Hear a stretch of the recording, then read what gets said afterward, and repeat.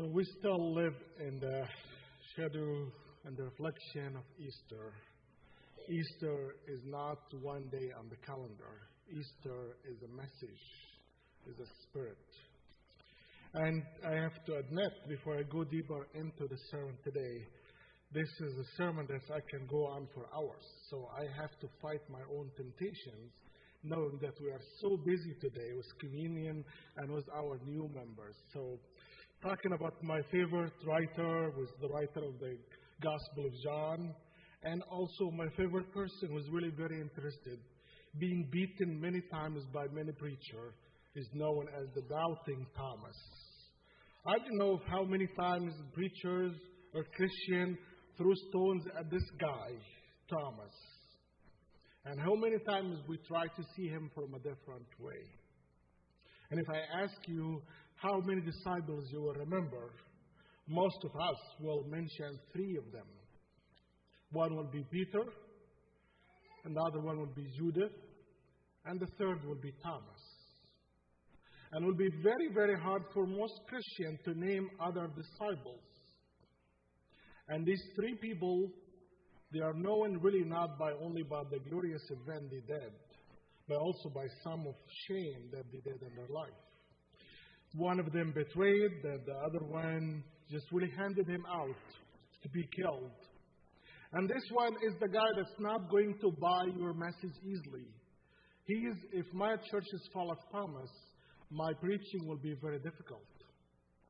They will always question me after every sermon and say, I think what you said here was not accurate. I did not really believe that really it was an easy. There is some mispart in the story. Is this called doubting or called just checking in? And why do we really become so hard on Thomas?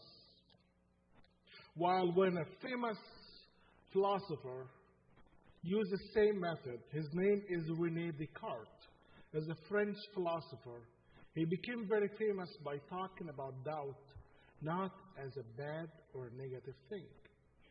He put a philosophy, anybody who studied philosophy know that this guy put a philosophy saying, using doubt as a way to reach out into the truth.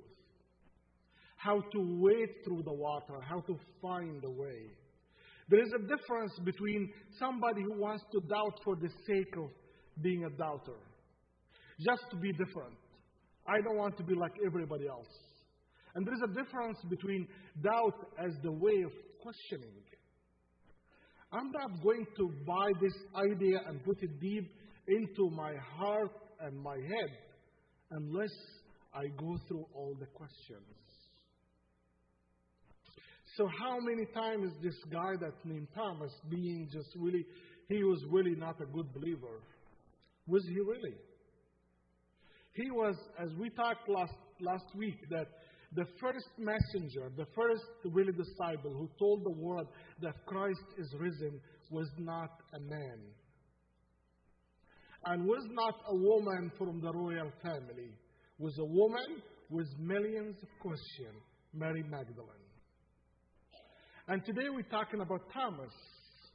He is really the one that I think, in my own opinion, saved Christianity from a lot of big debates. But these Christians they're really not smart people. They're just believing in anything. A guy told them that I'm born out of virgin, and they accepted him. A guy that told them that I was put in the tomb, and then I'm resurrected, and they believe in everything. So people who stay on the reason side, they look at us and they see we are not that smart. We just buy anything. Anybody can sell us anything, and we buy it and we are happy with it. Thomas is really saying, no. I can be a Christian and I can have a room for questions. I can be a Christian and I can look like a doubter. But it is part of my faith journey. It's not like if you ask questions, if you wonder, if you try to examine things, that's put you outside of the Christian zone. But really, a lot of time people do not understand when Christ, after Thomas said, you are my Rabboni, my teacher. You are my Lord and my God. And then Christ told him the story after he made this big statement, open his heart to say, now I can say that you are. You are the guy that I used to sit close to him. You are the guy, your body language, your steps, that when I hear your steps, when I hear your breathing, the way of talking, the way of even cutting the words apart, I recognize you. You're not just a ghost. You're not just a weird being that's weird. We cannot even name this kind of being that can come through walls and can do through majestic things. I can tell that you are the person that I lived with. That the person that I listened to him preaching, eating, talking. You are the one that I have a relationship with you. And as I mentioned last week, Easter and the idea of resurrection is not to make the people in awe about what God can do, but it's to establish a personal relationship where we can say, it is my Lord. Where we said last week that not everybody can say, I have seen the Lord. It is me as a person. And that's what made Mary Magdalene say it very clear. It is my experience. I do not care if you approve it or not. I do not care how you look at it, but it is the way I felt it and I touch it. And the same way when Thomas came to the Lord and said the same thing, when he told him, you're my Lord, you're Rabboni, my teacher, my God. And then God said, okay, you are in a good place now. Boy, listen, I'm going to give you a lesson. It's a very interesting dynamic that how God came to this very interrupted, very kind of like confused crowd. And he started with peace. And not coming with condemnation, saying, oh, bad friends, you betrayed me. You do not believe me. Look, so what I'm doing now? I'm in my full power. The first word that he threw at them was peace. Peace be with you. Calm down. I'm not here to judge you. I'm not here to put more fears on you. I'm here to show you that God is real. God can show up in many places. In the same way that he did an amazing thing with Thomas by telling him, you know, good for you. You have a privilege, Thomas, that not every Christian will have it. Which means you lived with me. You experienced me as a human. And you also have the chance to come and say, come, you can put your hands. Millions of people and billions of people will come and believe in me, but they didn't have the same privilege. So instead of saying it is, we put Thomas as like the bad guy and everybody comes after him as the good guys. He's saying that he's celebrating that, good, enjoy your privilege. But also remember that there are those who are not going to have the same privilege, but going to believe in me.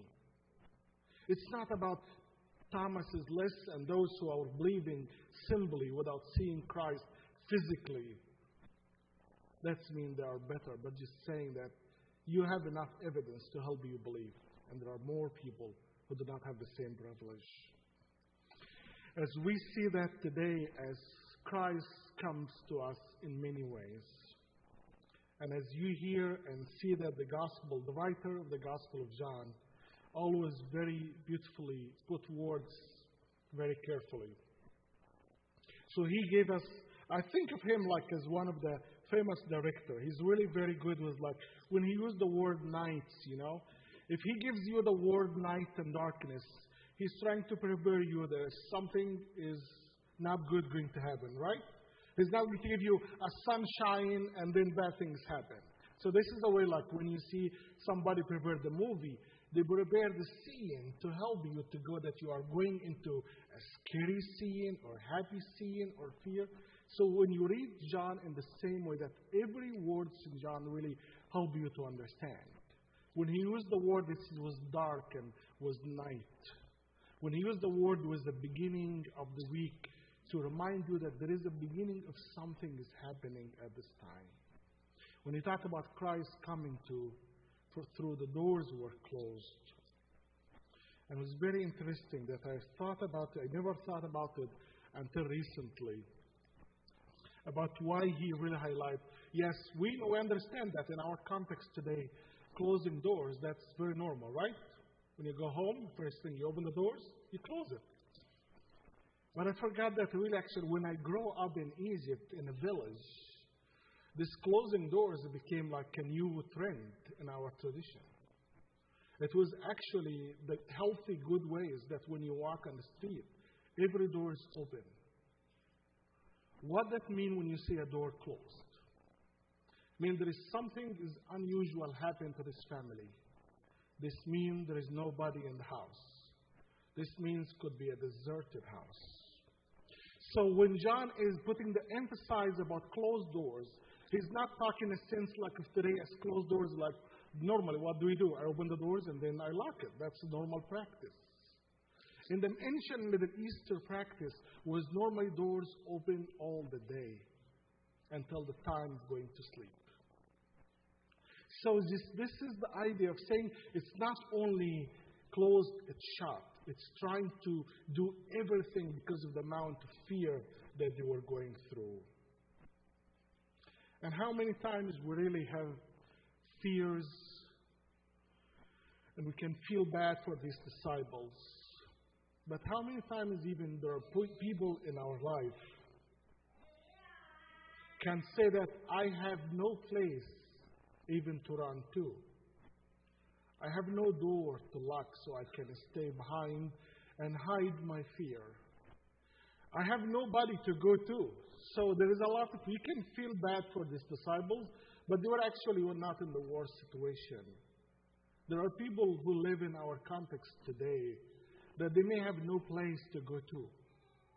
They have no doors to close. They have no friends that to reach out to say like, let's cry together, let's vent together, let's talk about our fears together. So these disciples were lucky that they have a place to lock.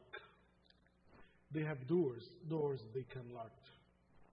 They were lucky that they can have each other to grieve, to doubt, to think. I don't know what exactly happened when they were sitting together, but I'm very thankful that the first time when Christ appeared to them, we know that's what happened, and Christ showed peace to you, and He showed them every day. The scene is good. But one person was not there, the troublemaker, Thomas, right? He was not there. And I wonder about if the disciples were there, what this guy was doing.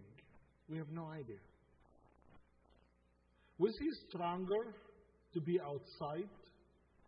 Was he the kind of person that he will carry his own fear and confusion, but not go behind doors, keep walking in society, wonder, try to gather more? We have no idea. All this, we can go and assume as much as the only idea we have from the Bible that he was not there.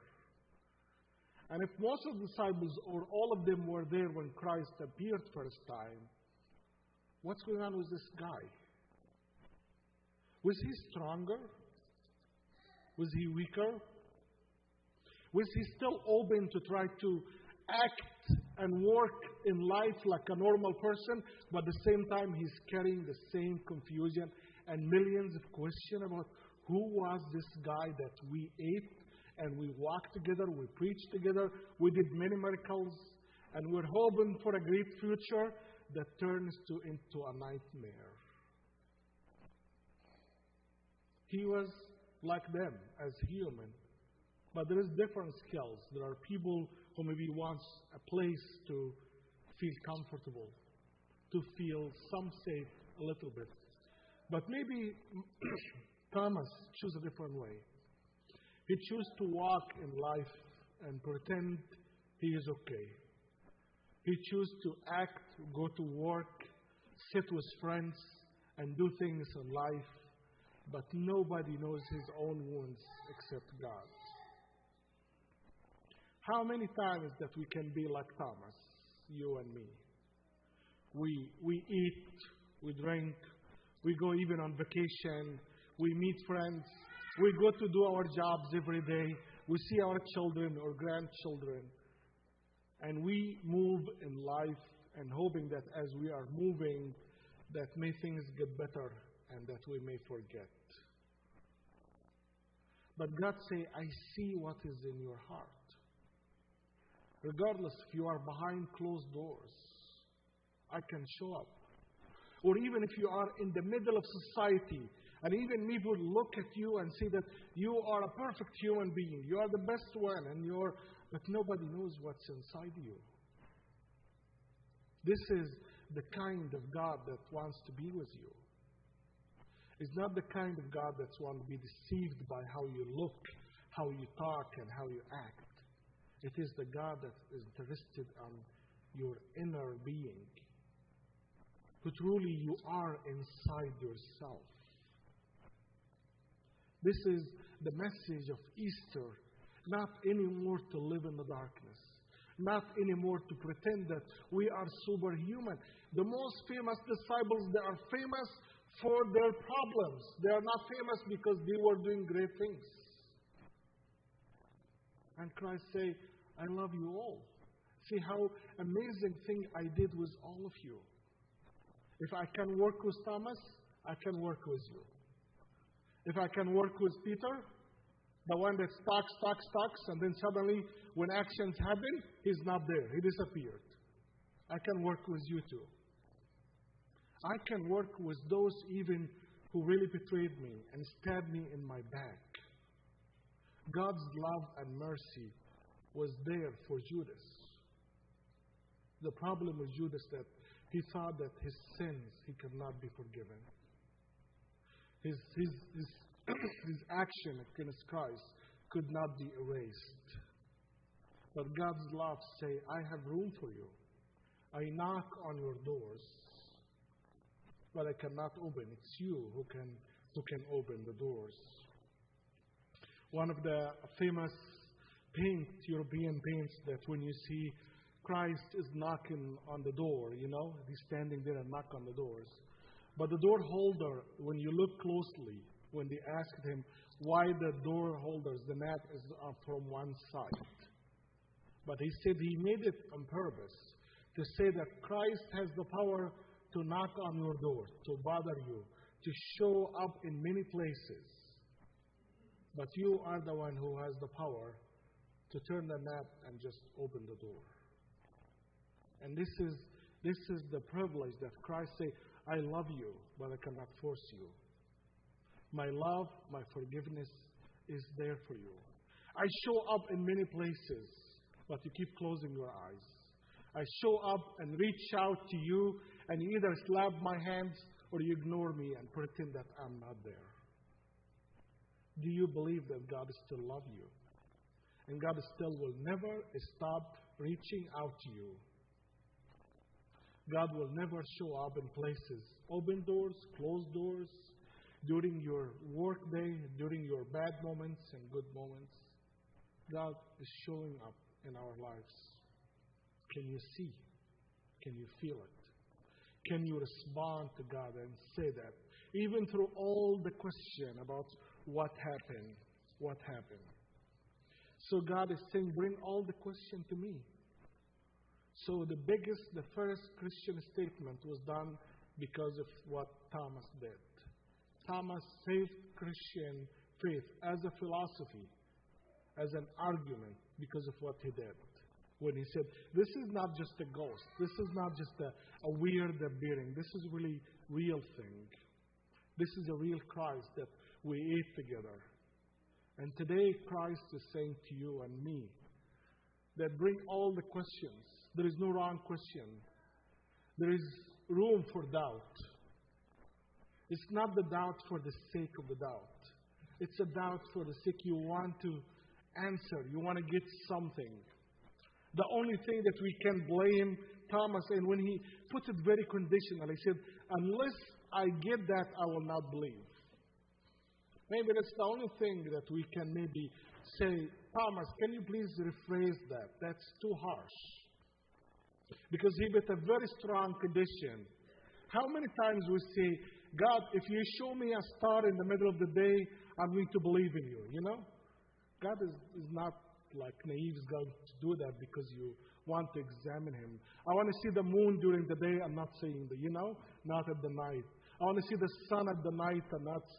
So that this is not the doubt. This is kind of really just for the sake of being an awkward place. But our way of thinking, doubt could be a way to faith. I'm not against it. Doubt could be a way to examine and bring you closer. Maybe if we change the word doubts and put curiosity and put the word questioning. And every question will lead to more questions.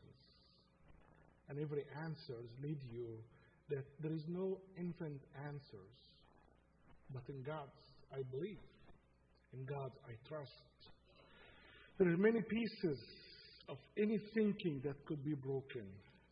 There is no perfect thinking. There is no perfect methods. But all these methods and thinking, they are helping us to calm down. They are helping us to touch part of the big, what we call the truth, but we'll never get the whole thing. How do I get the whole thing? Faith. Trust. I know that I will never defeat fear, but I will not be buried and defeated by fear. I'll never go in life without questions, but instead of hiding them and pretend they are not there, I'll bring them to the Lord. Faith and doubt could be your friends and not your enemy. Enjoy them and know that God loves you with all your questions, with all your wandering spirits. Amen.